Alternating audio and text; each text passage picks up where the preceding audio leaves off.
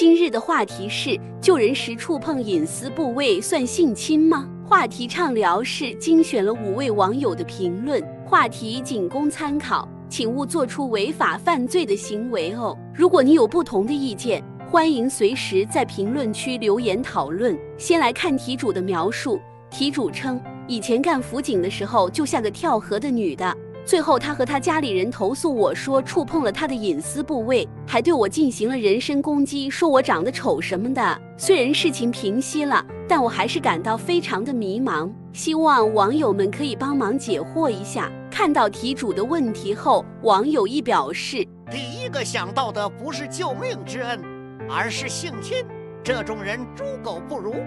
他只要别进去，我认为都无伤大雅。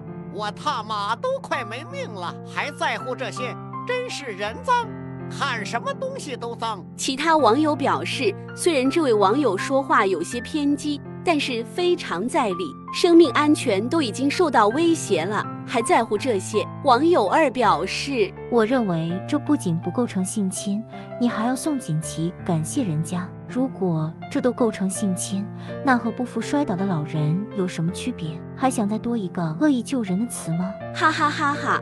恶意救人，这位网友似乎在玩一种很新的东西。如果都把这种行为当成性侵的话，那么后果确实难以想象。自己落水了，明明可以活下来，周围的人却冷冰冰地看着，那是何等的绝望啊！所以还是要善待这些人的。下面网友3评论道：孟子月，你有些太极端，男女授受不亲，礼也；扫逆原之以守者，权也。于是后面的网友紧跟着说：你说的对，但性同意可以撤销妇联说的。好家伙，孟子听了你妇联的说法，是不是还得说是我的想象力还不够啊？接下来这位看起来很专业的网友表示，首先我们要明确什么是性侵行为。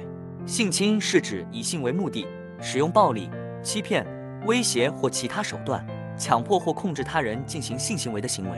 这种行为是违反道德和法律的，严重侵犯了受害人的权利和尊严。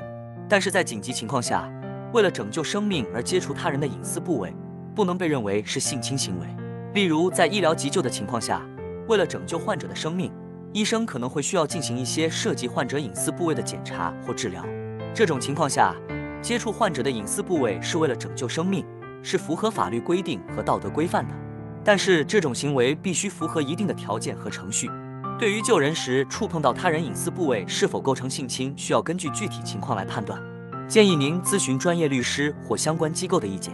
对此，网友们纷纷表示赞同。救人不一定就是性侵行为，我们要用理智的头脑去看待某些事。如果因被冤枉受到伤害，也要使用法律武器维护我们的权益。那么最后，对于题主的问题，你还有其他什么不同的看法呢？欢迎在评论区留言讨论。这里是话题畅聊室，我们下个话题再见。